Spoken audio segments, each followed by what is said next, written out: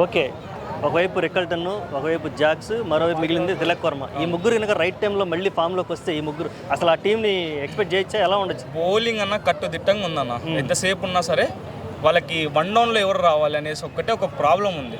Rickelton కొంచెం on ఆఫ్లో కనిపిస్తున్నాడు.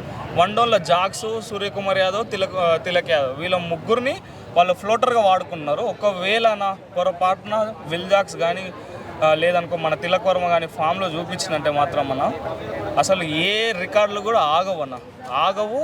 ఒక మ్యాచ్ కూడా ఓడిపోదు. ఇక ఇప్పటి నుంచి ఒక్క మ్యాచ్ కూడా ఓడిపోకుండా ఫైనల్లో కప్పు లేపేది కూడా ఖచ్చితంగా మనం చూడబోతాం. ఒక వన్ డౌన్లో ఎవరో ఒకరు ఫామ్లోకి వస్తే మాత్రం. Okay. Hardik Pandya allrounder performance ఈ మధ్య వికెట్లు పడట్లేదు, ఎలా చూడాలి అన్న? ఒక నిజం చెప్తున్నాను, ఒక ట్రూ స్పోర్ట్మెన్షిప్ ఉండే లక్షణాలన్నీ హార్దిక్ పాండ్యాలో ఉన్నాయన్న. టీంకి ఏం కావాల్సి అది, ఏ సిచ్యువేషన్ కావాల్సి ఆ సిచ్యువేషన్. మనకి T20 వరల్డ్ కప్ కూడా తెప్పించింది అన్న, లాస్ట్ ఓవర్ తెప్పించింది. అంత మంచి ప్లేయరు, అంత జంప్ ప్లేయరు. అసలు నువ్వు ఏ ఆర్డర్కైనా పంపి ఎన్ని రన్స్ కొట్టాలి, ఎన్ని రన్స్ కొట్టనియకూడదు, ఒక మైండ్లో గేమ్ ప్లాన్ ఉండే ఒక గొప్ప ప్లేయర్, క్రికెటర్ తను. ఒక మంచి జెన్యూన్ ఆల్రౌండర్. ఖచ్చితంగా ఈసారి హార్దిక్ పాండ్యా జీటీకి ఎట్లా గెలిపించిందో ముంబైకి కూడా కప్పు గెలిపిస్తాడు అన్న.